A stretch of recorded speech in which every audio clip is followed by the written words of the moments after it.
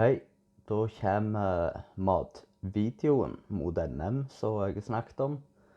Det er varierende hvordan jeg eter, hvor mye jeg eter fra dag til dag. Om jeg trener eller ikke trener, er veldig stor betydning. Jeg tilpasser som regel aktivitetsnivået etter hva jeg eter, hvor mye jeg eter, og hvordan makroene er, altså hvor mye karbohydrater jeg har, for eksempel. Men den dagen du skal få se nå, er en typisk treningsdag. Da er jeg en del høyere på karbohydratene. Og som du vil se, altså jeg er jo, nå er jeg, ja, dette er dagene jeg eter mest på. Så har jeg dagene jeg ikke trener, som sagt, jeg er mindre, og så hender det også at jeg faster alltid fra 24 til 30 til 60-70 timer. Som jeg kan snakke mer om i en senere film hvis det er interesse om at jeg skal snakke om fasting. Så er det jo også plantebasert, eller best kjent som vegansk. Og jeg skal ikke snakke så voldsomt om det, eller rente om det, men jeg vil bare si det at først og fremst så er hovedmotivasjonen min til å ete plantebasert, det er etiske grunner, eller for dyra sin skyld. Det er ikke fordi at jeg tenker at det er mye bedre på en måte for trening, og spesielt da. Men så er det, jeg er overbevist om at det er altså positive faktorer både for miljøet og kan være for helsa. Trenger ikke være, men i de aller fleste tilfeller er det det. Men det er hovedsakelig motivasjonen min er for dyra sin del da, for jeg synes egentlig at vi alle sammen, i hvert fall meg for noen år siden, er bare hjernevasket og tenker at dette er normalt, det er greit, for vi trenger jo mat. Nå er det egentlig ikke sannheten at vi ikke har behov for det. Så jeg tror ikke jeg skal si mer om det. Men snurrfilm. Hei, da er det kveld. Og det siste jeg gjør da, det er å gjøre frokosten sånn halvveis klar, på grunn av det er havregryn, og det pleier jeg å sette i vann før leggetid, sånn at jeg får stå og trekke litt. Så det jeg gjør da, tar jeg først bare skåla som jeg skal ete av. Tar jeg en sånn halvfotle med vann. Så tar jeg kanel. Det er hovedsakelig bare for smak, for derfor havregryn i vann er ikke blant så interessant. Så tar jeg og hiver på litt kanel. Bare sånn at det stekker overflaten. Og det er mye benefits med kanel også, men det er ikke årsaken til jeg har det. Det er hovedsakelig for smakens del. Så er det vann og kanel der. Og så i morgen, da er det treningsdag, så da har jeg litt mer kalorier enn dagen jeg ikke trener. Da jeg enten er lavere eller faste. Så i morgen til frokost 75 gram med havregryn. Og da har jeg de her glutenfrie store havregryn. Det er først og fremst fordi at de glutenfrie havregrynene, de har vist seg å ha noe bedre, eller større metthetsfølelse. Så det anbefaler jeg til folk som sliter med det, at de er fort sultne etter frokost. Så anbefaler jeg glutenfri. De er en del dyrere, men de er good. Og også litt med det grunnen de nå setter havregryn i vann, er jo for å hjelpe. Det er mye lettere opptagelig, lettere fordøyelig. Hvis du er en av de som har vært oppblåst eller ikke helt konge i magen av havregryn, så anbefaler jeg å sette i vann over natta, så skal du se at problemet er vekke. Da har jeg 75 gram, og det er jeg sånn, hva skal jeg si, jeg kunne nesten tatt alt mål og alt jeg eter på øyemål, men det var blitt sånn standard vane, så å si at jeg alltid veier alt. Det har jeg gjort de siste 11 årene, egentlig uten stopp. Hiver de havregrynene over kanelen i vannet. Og så pleier jeg også å ta Jeg har linfrø og chiafrø blant annet i frokosten. Det er jo pleier jeg bare å hive oppi nå til å stå over natta. Jeg synes det er greit at jeg også kan stå og trekke litt. Linfrø, 10 gram.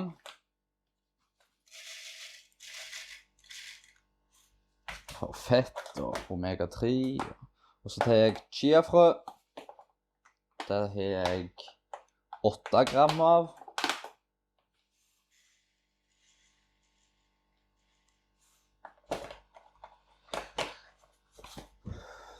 Så hiver jeg det over havregrynen igjen.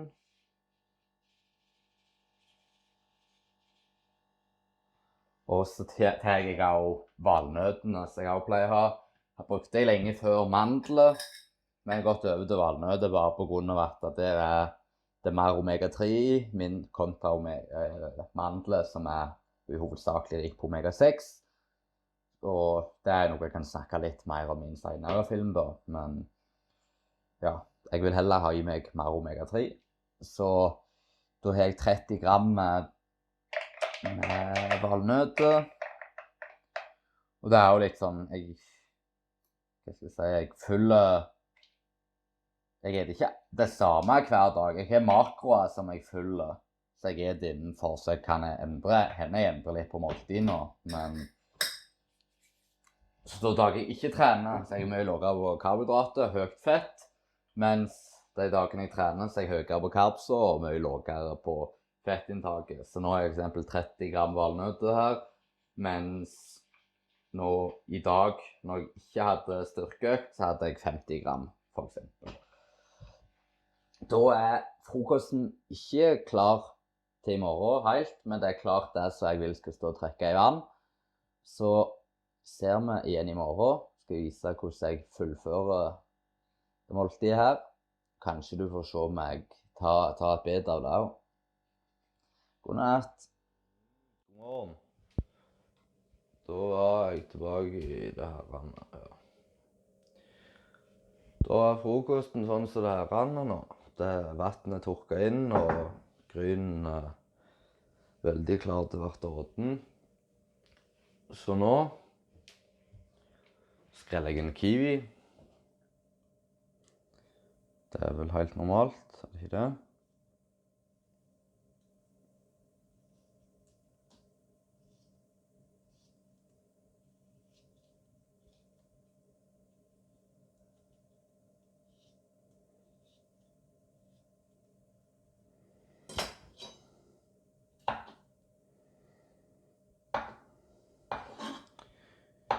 Kutter jeg opp den.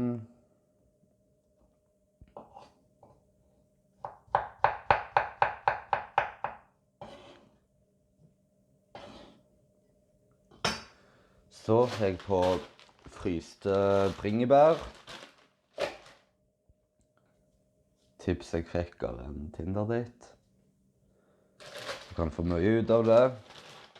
Det er 50 gram med fryste bringebær.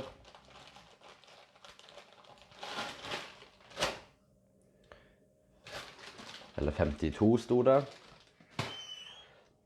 Da til slutt har jeg proteinshake. Og da er det jo de som vil tenke nå at ja, det ser du må få spise ikke døde dyr. Så må du ha fullt av proteinshaker. Men da skal det sies til at dette var alltid min frokost. Før også. For jeg pleier å ha frokost. Ja, jeg pleier å ha frokost. Jeg pleier å ha proteinpulver i frokosten. Bare litt på grunn av det at det er ikke så mange andre gode alternativ. Med mindre du spiser brød og har kjøttpålegg for eksempel på det. Så da har jeg det. Proteinshake. Rister den. Og så heller jeg egentlig over den herrene og eter og koser meg.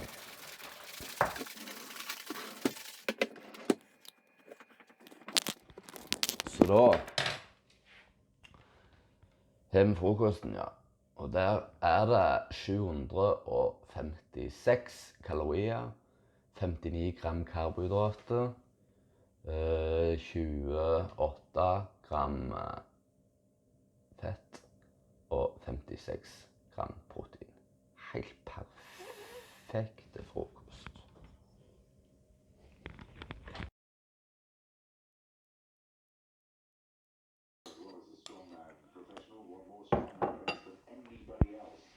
Sånn.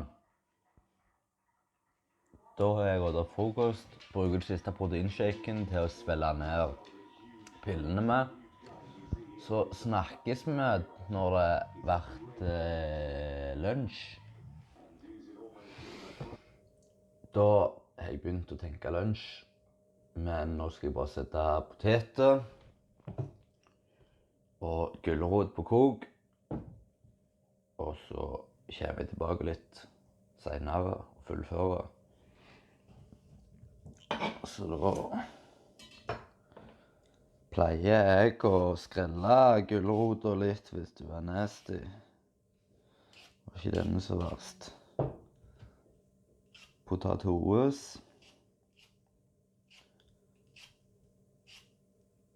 Så har jeg samboeren min her, tror jeg begynte å snakke med meg selv. Så det er jo ikke så lovende, men det går bra.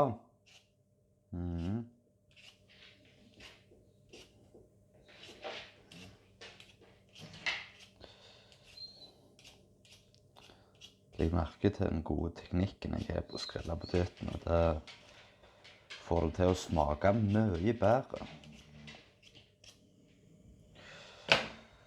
Så veger jeg dem, sånn at jeg finner en gryte.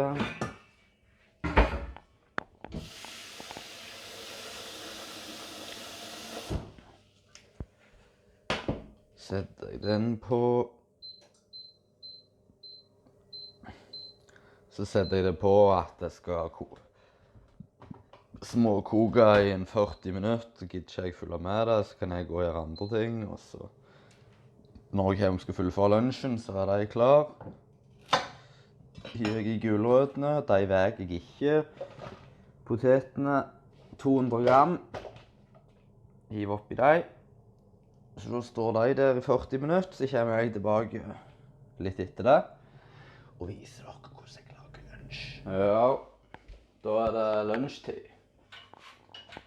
Da skal jeg ha, nå har jeg kokt poteter og gulrøtter. Det setter jeg på kok igjen. Og så skal jeg ha i gule linser. Så jeg er fullt på i en sånn tuppervaregreie. Alt sånne tørrvarer vegansk som jeg pleier å kjøpe i store kvantum på Store Cash. Det er et eksempel på gule linser. Det er 30 gram protein per 100. Skal jeg ha 100 gram av gul linse. Så har jeg jo 200 gram poteter allerede. Og så litt pasta gains. Makaroni. Så har jeg 200 gram makaroni. Så da har jeg altså 200 gram makaroni, 100 gram gule linse, 100 gram poteter. Så har jeg gulrøtter. Venter med å hive det oppi til det koker. Imens tar jeg en panne. Så tar jeg noe vårløk fra kjøleskapet.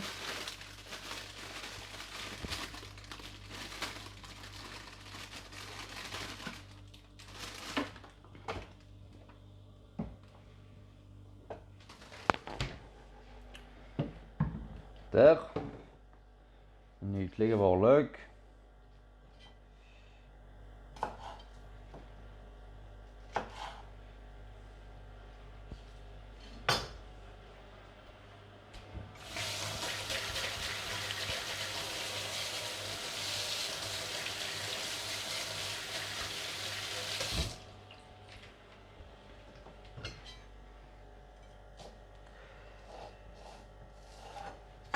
tar jeg og kapper opp den.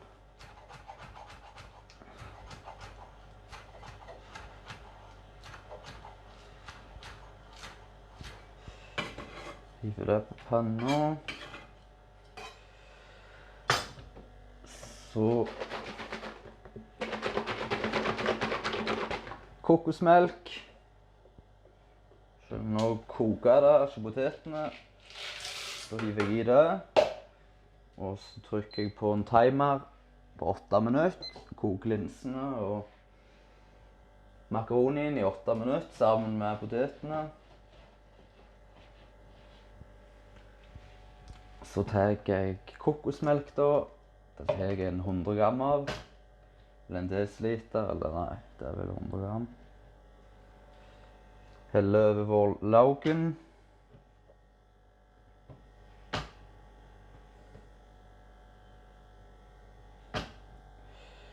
«100 gram med det.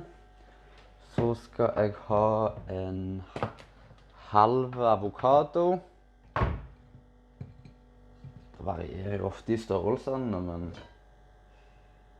det heter jeg skal ha en 50 gram, og så regner jeg en som 100 gram. Men det varierer jo litt, men det tar jeg ikke hensyn til.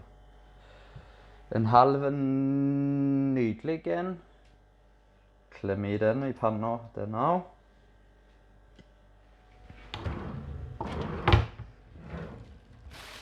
Så pakker jeg fint ned den andre halvdelen.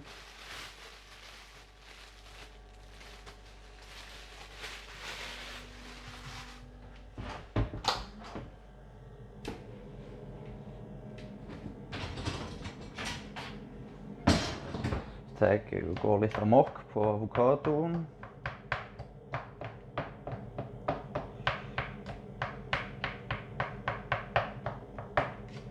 Dette er som regel lunsj, er som regel det måltid jeg pleier å ta før trening.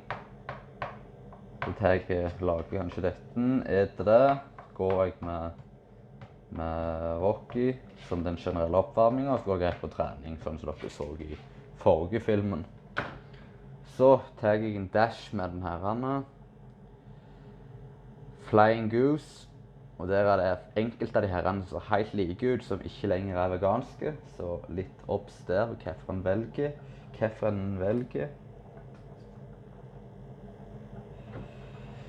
En dash med den. Så er det egentlig det. Nå lar jeg den kokosmelk og vårløken og avokadoen ligge og sånne små bobler der. Mens de andre carbs og protser koker her i de 8 minutter. Og når det er ferdig bobla er ferdig kokt her, og klokka piper, så heller jeg ut vann. Og så blander jeg alt i panna litt, og så krydrer jeg det til helsike. Så har jeg det i bolle. Så da får vi bare vente litt på det.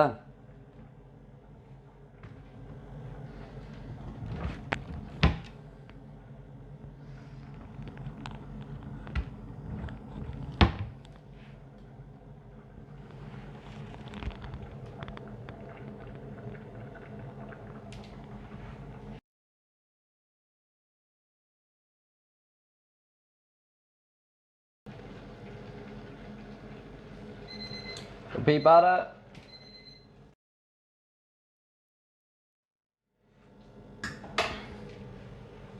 Så nærmer det seg noe.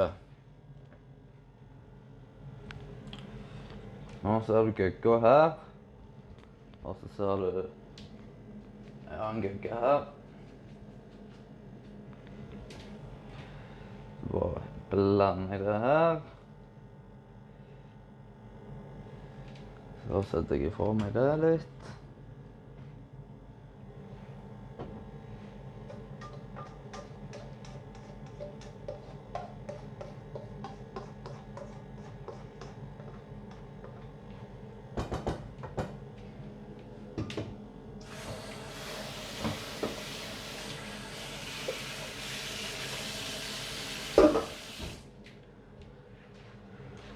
Så må det jo krydres. Og dette måltidet her, det hender jeg hiver i noe køss, men det er som regel bare Piffi som jeg har blandet til selv da. Det er ikke Piffien som står her. Og der har jeg funnet ut at det er ca. 20 dusj. Så det er 2, 3, 4, 5, 6, 7, 8, 9, 10, 1, 2, 3, 4, 5, 6, 7, 8, 9, 10. Det er good. For smaken sin del så jeg gjerne tok enda mer, men det er liksom funnet en greie. Eneste er hvis jeg er fastet, så kan det være at jeg tar noen dusj til bare for å sørge for at jeg får hydrert meg skikkelig igjen. Hvis jeg ikke har mestret det i løpet av fasten. Men da er denne sutra her klar, så da er det om det er å få den oppi her uten å bomme.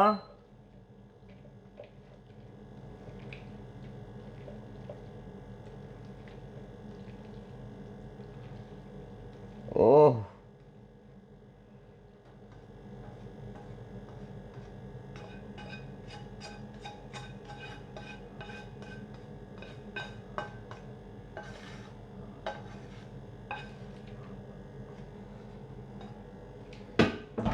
Nei, så nå når jeg også har hatt steikt den der kokosmelka, så ble det litt sånn mac and cheese vibes. Altså med salt der i tillegg, da er det bare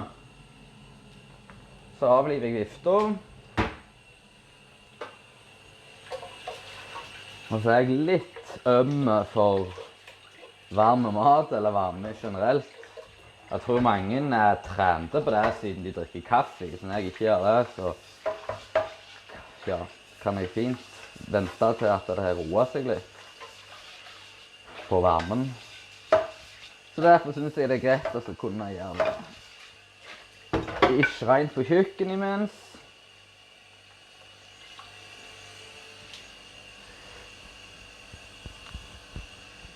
Det er ikke om jeg er å brenne seg. Så tar jeg dette måltid her sammen med en halv liter vann. Au! Det var litt så.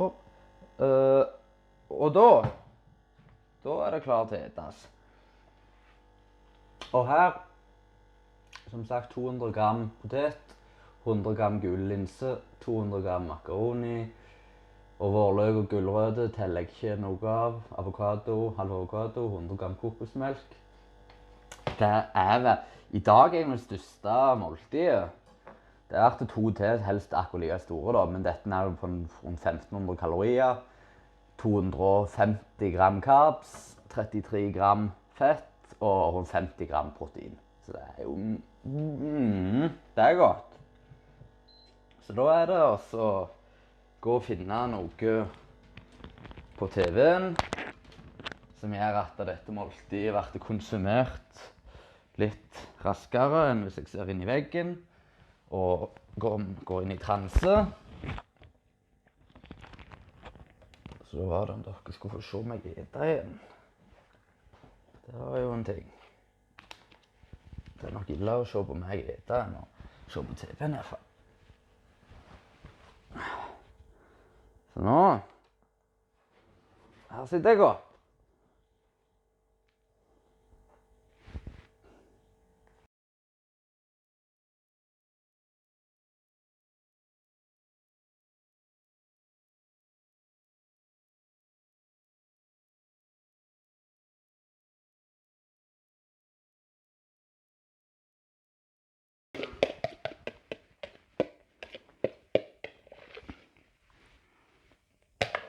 Da er det tomt.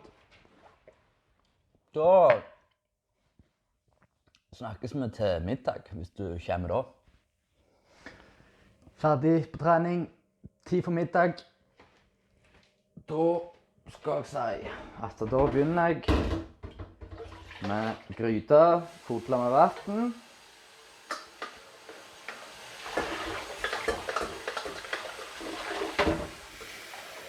Jeg ikke måler ikke vann. Det viktigste for meg er bare at det er nok vann. Og så heller jeg av etterpå. Jeg tenker ikke sånn å måle rett på grammer med ris eller sånn. Setter på vann på full guffe. Det er det første jeg gjør. Det andre jeg gjør, det er å ta en banan. Og så kapper jeg opp den bananen. Jeg åpner den først. Deler den på langs i 2. Så skjærer jeg mange bananskiver. Hiver oppi vattnet. Dette er det mange som gremmes av når de ser eller hører. Jeg selv testet det for første gang ut for rundt et år siden, når Arild Haugen sa det som et tips på en video han la ut, at det var en ting du kunne tilsitte sammen med risen, så ville piffe den opp litt. Og det testet jeg, og det synes jeg var konge. Jeg mest ikke åt ris uten det ettertid, og jeg satt opp til flere kunder som også har frynt på nasen. Men jeg har vel egentlig fått tilbakemelding av alle at det angrer de ikke på. Så det er først banan, så tar jeg lite vette fenugreek eller meti, bare bitte litt oppi med bananen. Heller det på å varme seg opp, finner jeg frem det jeg skal ha på panna. Det er gulrot og squash. En perfekte og en resta fra en annen gang. Jeg skal ha kokosmelk igjen. Jeg skal hakke tomater. Jeg skal ha mer chili sprira la masha. Et eller annet sånn. Jeg noen dråper med iodine imens jeg venter. Eller jod, som vi sier i Norge. Så bare gjør jeg klar det som skal oppi. Med en gang det begynner å boble der, så vil jeg ha oppi gule linser. Og jeg vil oppi ris. Og i dette måltid skal jeg ha 150 gram med gule linser. Samme som jeg hadde til lunsj. Mye prots.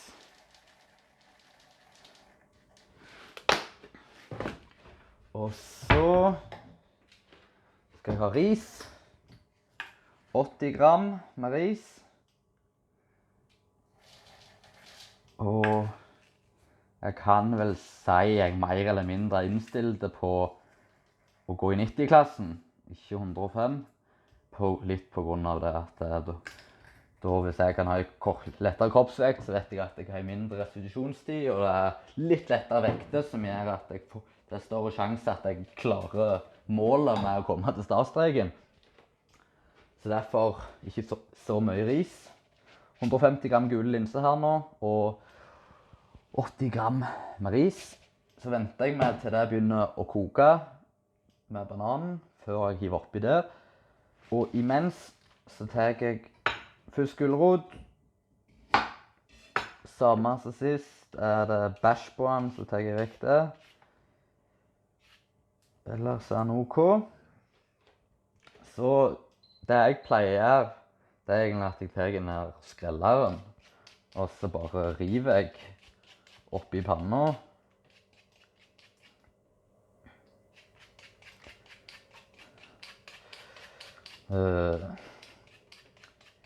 Jeg nevnte jo det at jeg har litt sånn, jeg har høye dager når jeg trener lågella, så hender det også at jeg faster. Jeg er blitt veldig fan av fasting, mye mer og mer forskning som viser så mye positive ting med det.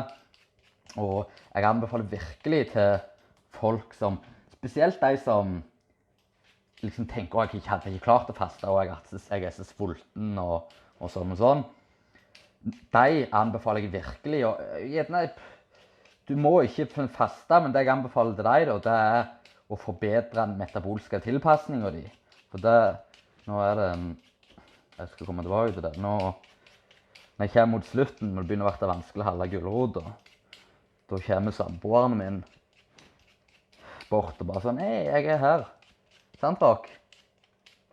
Rocky, kom da.»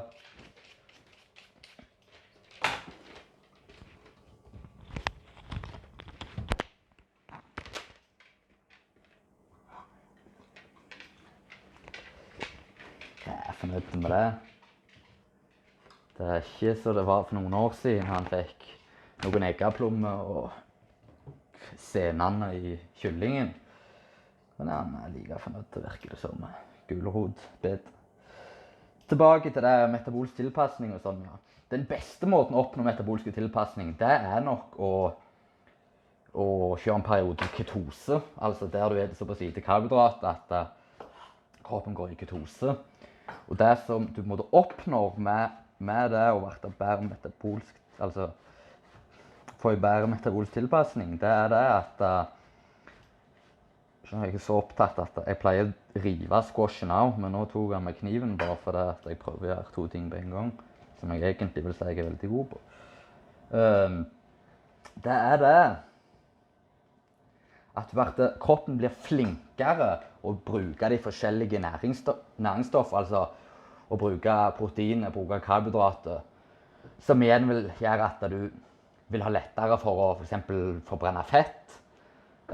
Det vil gjøre at som igjen vil si at hvis du er typen sånn, jeg har ikke kjørt 4 timer, dritsvulten, må ha i meg mat, og jeg klarer ikke å gå uten mat, så er det ofte et tegn på, det kan bare være psykisk og din vane og sånn, men det er også ofte et tegn på at du er veldig dårlig metabolsk tilpasning, som vil si at du er veldig dårlig egnet til for eksempel ta fett og forbrenne fett.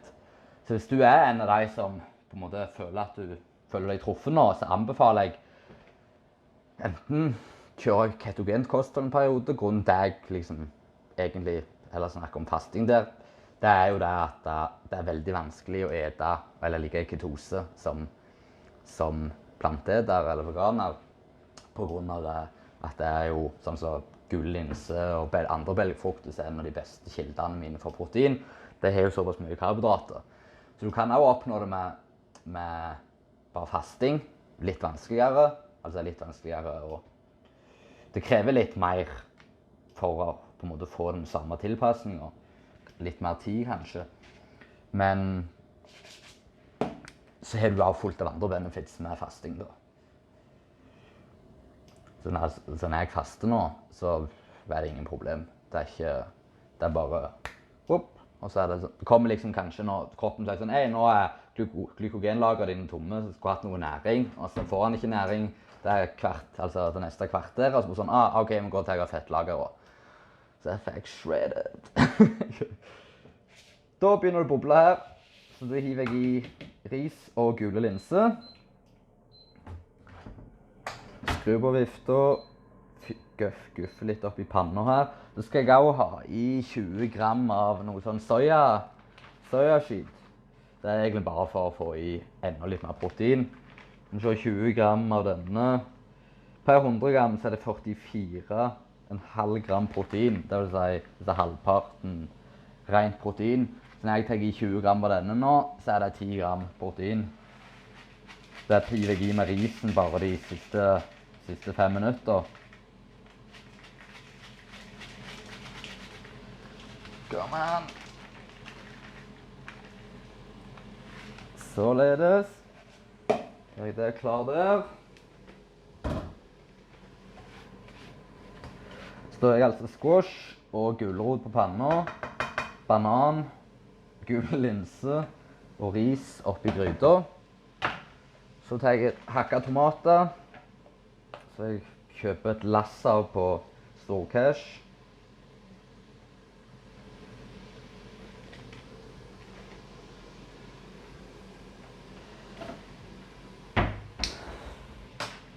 Så tar jeg chili oppi med hakket tomatene.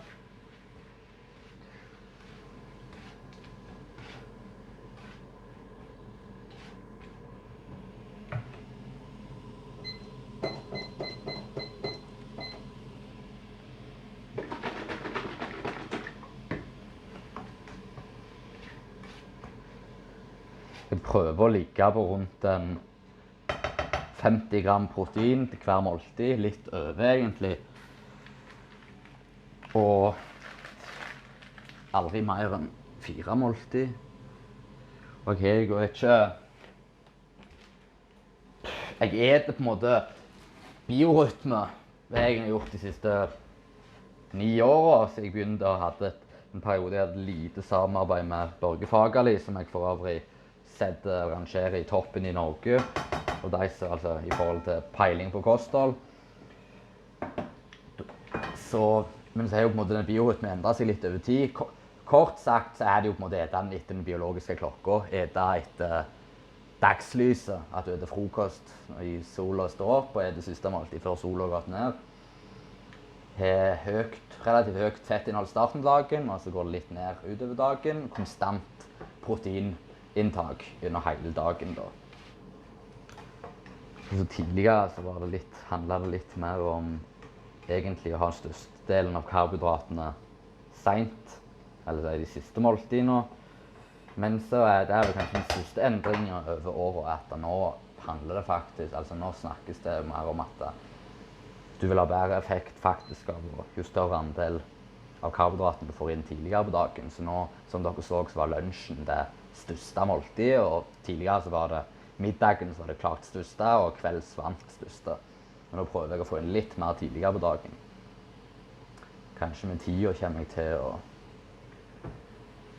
jeg til å heller øke frokosten av som det har vært enda mindre senere på dagen, for å se hvordan vi gjør det. Jeg vurderte også, jeg de siste ukene nå, så jeg minst en dag i uka fastet for 20 til 60-70 timer. Og jeg vurderte kanskje lagt inn fast nå disse ukene, at jeg kanskje fastet en dag i uka. Og så har jeg ligget de andre dagene hvis jeg ikke trener styrke. Så bare sånn jeg kan ete enda mer de dagene jeg trener styrke. Nå det tid for kokosmelk.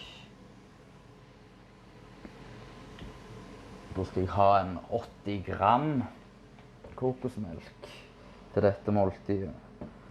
Sist hadde jeg 100 gram, pluss jeg hadde en halv avokado, så nå det ikke avokado. Og 80 gram kokosmelk. Og det egentlig det til dette måltidet.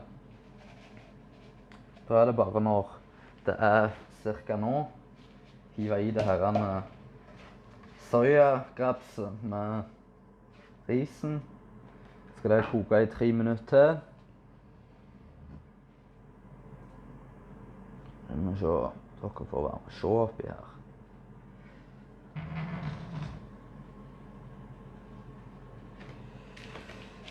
Ja, jeg venter litt til med det. Så tar jeg da curry, gurkemeie, en indisk blanding. Far hadde med seg hjem derifra. For India altså. Og så den her Piffi-gøgga. Og der var det jo som vi lærte sist, en 20 dusj. 1, 2, 3, 4, 5, 6, 7, 8, 9, 10. 1, 2, 3, 4, 5, 6, 7, 8, 9, 10. Klarer ikke å telle til 20, ser du. Kjører med 2 ganger 10. Hiver vi oppi det med risen.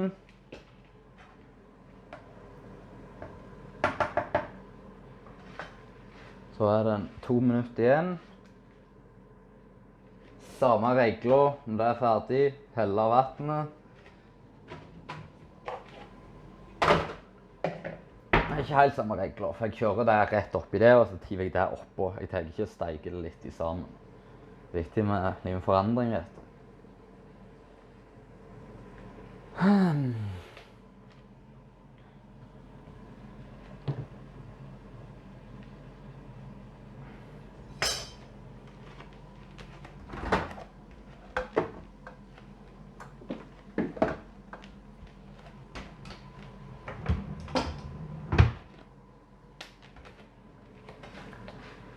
Som sagt så jeg helst bare at jeg følger samme makroene. Veldig mye det samme, men det hender at jeg har kanskje taco, at jeg erstatter det med taco, eller at jeg har bakte potet, eller har noe ovnsbakt, det bare i stor form. Og da bare regner jeg ut og ser at jeg får den samme totalen. Så det null stress. Men jeg synes det her dritgodt, for jeg har jo på en måte åte, som jeg sa tidligere, på bakt alt de siste 10 år, og tenkte at jeg egentlig åte for purpose, ikke for pleasure, i alle år. Det er jo Det sånn, jeg er jo ikke... Jeg er ikke sånn for, liksom, for å være en helsefrik eller for å være sunn, men jeg trener jo, og for å være bedre, altså for bedre resultat, så må du behandle kroppen bra. Så da verter det jo at du må ete relativt sunt eller rett uansett. For det er jo sånn, jeg hadde jo ikke drevet med strongman hvis jeg skulle liksom gjøre det beste for kroppen. Men hva var det jeg ville med dette?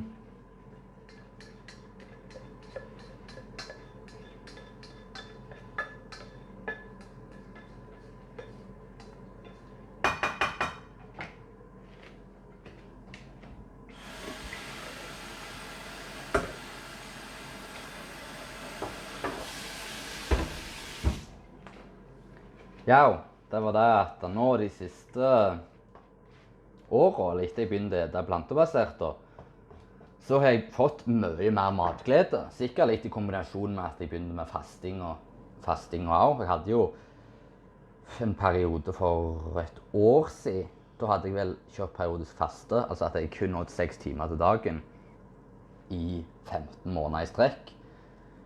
Men også nå, når jeg måtte lære meg hvordan jeg skulle ete for å få i meg alt av næringsstoffer, helt uten noen ting fra døde dyr, eller noe fra levende dyr, eller døde dyr. Ja, så måtte jeg jo på en måte tilegne meg ny kunnskap og nye retter og sånne ting. Og da trives jeg. Mye mer, det er mye gildere, bedre mat enn tidligere, når jeg på en måte hadde laks og poteter og biff og ris og kylling og ris på den samme frokosten som nå. Så det er jo litt good. Og det er jo den måten jeg eter ute av nå, så det er jo så å si alltid alt vært godt både før og nå, men mye mer spennende og mer smak, mye mer krydder og urter og sånne ting. Så det er ikke, jeg føler absolutt ikke at jeg går glipp av noe.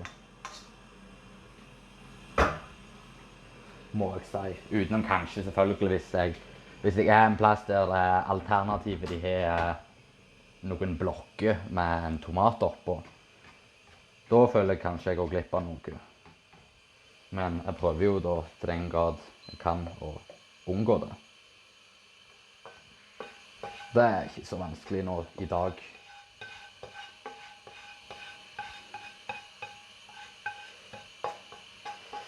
Da er måltid 3, middagen ferdig.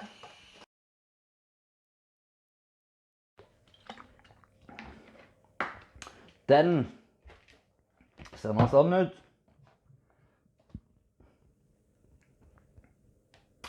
Og oppi her så er det 1100 kalorier, 180 gram carbs, 16 gram fett og 53 gram protein. Perfekt sammensetning. Viktig å skifte sittestilling.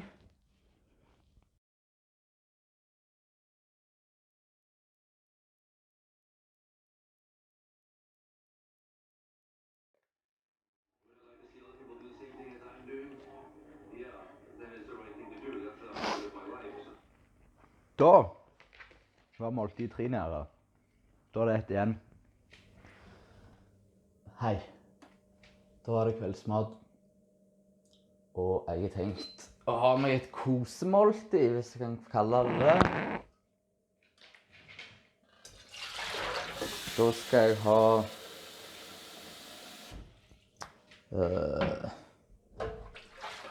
pasta, spagetti, og så skal jeg ha en sånn kjøttdeigerstatning. Og så skal jeg ha noe slags sånn, jeg vet ikke hva jeg skal kalle det, fløteerstatning eller noe sånt. Så det er salt og fett, eller det er totalt 16 gram fett, sånn som i middagen, men Det oppleves som fett. Og jeg liker salt og fett. Da føler jeg jukser.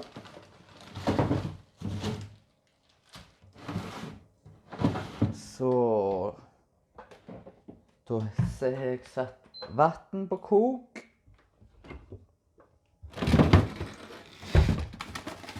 Så er det i frysa å finne noe fryse. Fars. Soyafars. Da skal jeg ha, ja, dette er blant minste måltidet, rundt 1000 kalorier. Så skal jeg ha 170 gram spagetti. Det negative med spagetti, det er jo, eller pasta i seg selv, det er jo noen vært oppblåste og reagerer på hveten. En annen ting er jo at det ikke det er ikke samme metthetsfølelsen som det for eksempel ris er. Men jeg har jo egentlig ikke et problem med liksom, jeg vært ikke mett nok. Jeg er glad i mat, men jeg synes det er godt å ikke ete også. Godt å slippe å ete. Men hvis du er en av de som liksom kanskje burde ete mindre, så er ikke pasta et godt alternativ, for det er gjerne nok mettefølelse der og da, men det holder deg ikke mett like lenge. Så 170 gram med spagetti. Så venter jeg til vannet koker før jeg hiver i det. Tenker jeg noe paprika, bare for de vitamingains. Eller er det for konsistensen? Eller er det smaken? Jeg vet ikke. Det er bare for å få bedre plass i kjøleskapet.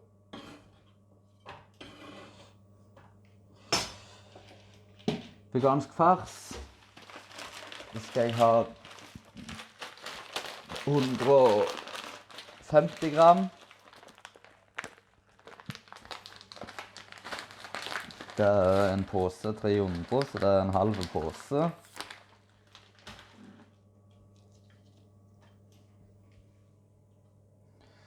Må se på meg. Her er jeg. Hallo.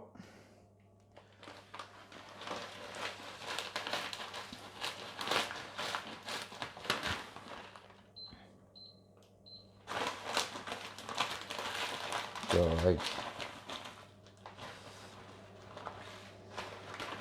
dette er vel...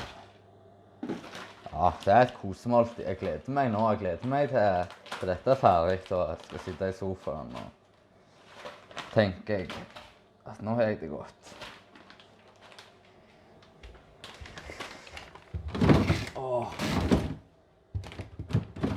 Jeg hadde noen grønne druer også i kjøleskapet, så ut hadde lyst til å sprenge inn i kjeften min. Men nå hadde jeg jo skrevet hva jeg skulle ha til dette måltidet siden jeg skulle filme det, så det var litt trist.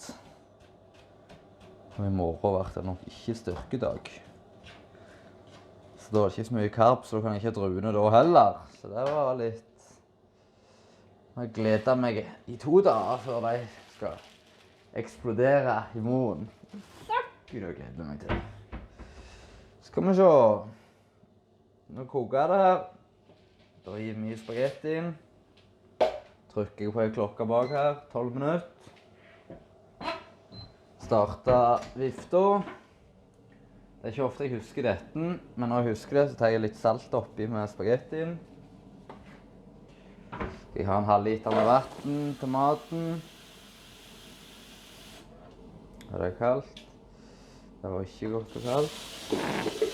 Så jeg klarer boller.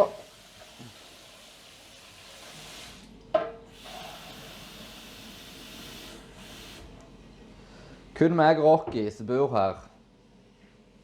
Og jeg har 5 ulike middagstallerker. Men jeg spiser kun boller. Så det Det er bra. Så bare si hvis du vil løs på middagstallerken. Det skal koke 12 minutter. Så heller paprika og farsen på gudda her. Tok jeg frem en tomat også, så jeg ikke det hender at jeg ikke har spart nok fett til dette måltidet. Så da pleier jeg å ha det liksom tomatbasert, at jeg har hakket tomater. Men nå siden jeg hadde igjen 16 gram, så kan jeg ha en halv desiliter med denne. Så da tar jeg en tomat i stedet for hakket tomater.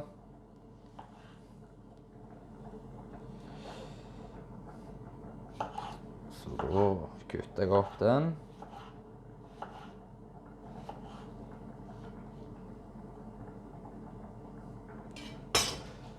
Tror jeg vi spoler litt her, for nå skal jeg ikke gjøre noe på en stund. 10 minutter til spagettien er ferdig.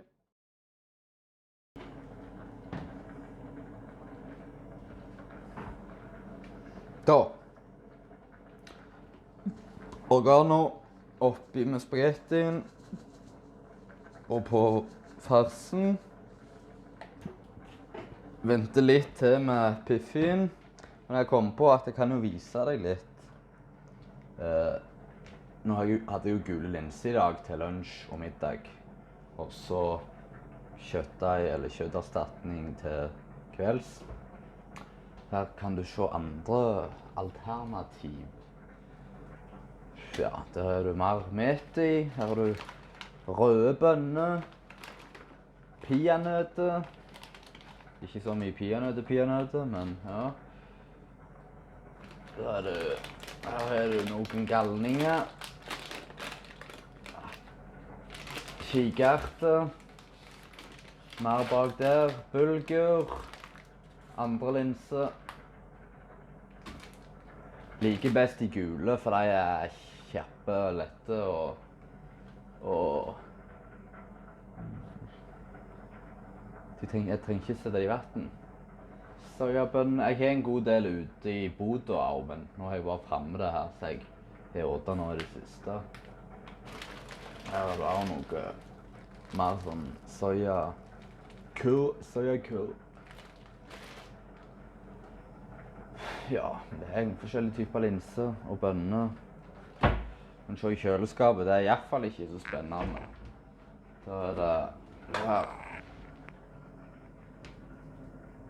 Klar å lese det, eller er det baklengs? Her ser du kjøleskap. Så da ser vi de deilige druene jeg snakket om. Vårløk. Og folk klår på ja, hvorfor har du alkohol når du sier du ikke drikker? Det er derfor jeg har alkohol, fordi jeg ikke drukker det. Sideover her så er det bare godstoff. Kokosmelk og shit. Det er egentlig bare grønnsaker her.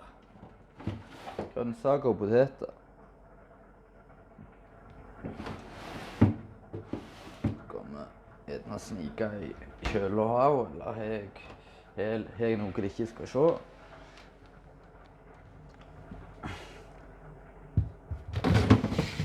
Vegansk fars, det er en kjøtterstatning.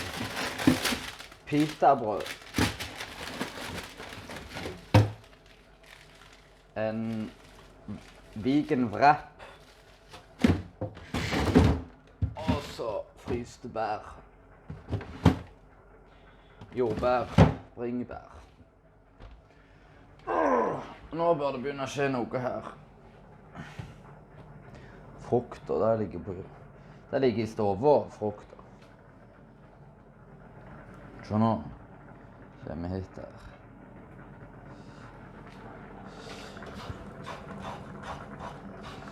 Begynner dette å gire seg.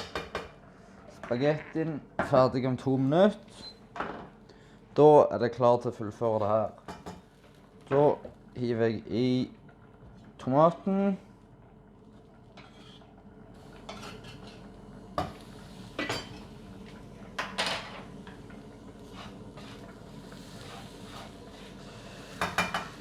Så 250 gram av den her.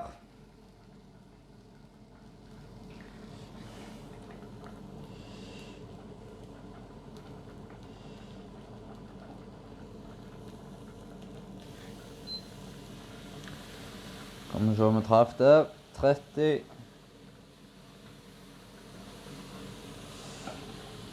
40, så er det tomt. Så hiver jeg i vatten.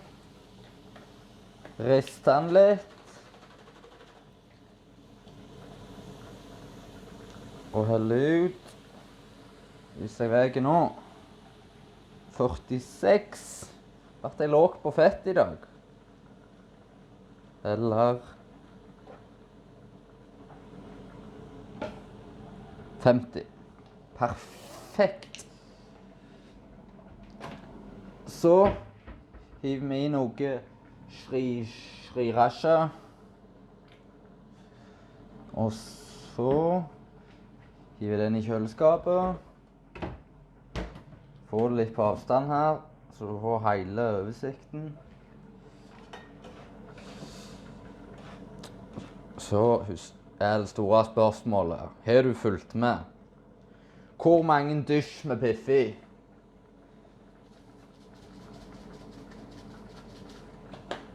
Telte du? To bare 15. Det er litt salt i den der kjøtterstatningen. Husk det at når dere spiser alt det der andre maten dere, så er det mye tilsatt salt, men alt det her plantebaserte, altså gule linser og alt det der, det er det ikke salt i, så derfor må jeg tilsette en del. Men nå, den herren hadde tilsatt litt salt, som jeg vet av erfaring, så da salter jeg den litt mindre selv. Det er ikke galt med salt, så lenge du er i trening og svetter. Da er det ekstremt viktig med salt, faktisk.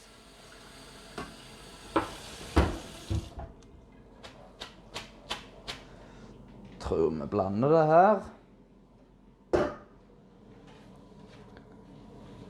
Det her er kvesse. Nå gleder vi oss. Kjenner bare et dryp i moen.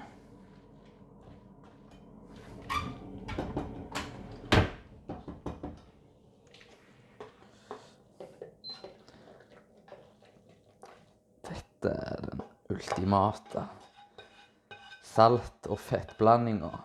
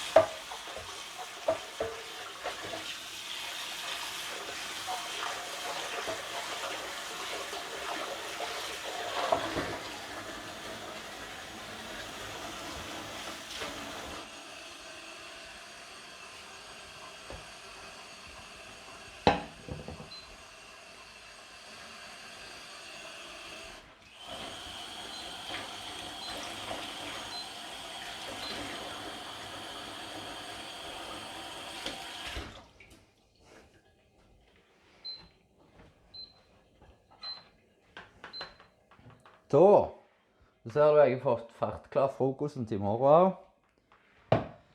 Her er du kveldsmaten. Se, så deilig.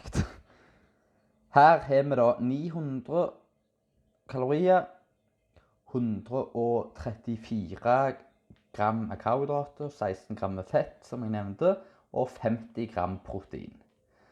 Som da tar meg totalt i dag på 4250 kalorier, 622 gram carbs, 93 gram fett og 210 gram prots. Så det er greit. Det er godt. Det er ca. 2,5 gram protein ganger fettfri masse. Og jeg har bare hatt en proteinshake. Jeg tror det er det. Du skal slippe å se meg ete dette måltidet, eller egentlig så har jeg lyst til å kose meg for meg selv. Men vi ser da. Du får spørre i kommentarfeltet om det er noe du lurer på. Hvis du ikke lurer på noe, så spør i kommentarfeltet for det, sånn at du hjelper algoritmen min. Og så husk å trykke tommel opp her. Så kommer neste film. Om 1,5 uke. Tilskudd. Jeg skal vise alt av tilskudd jeg tar nå i oppkjøringen. Følg med.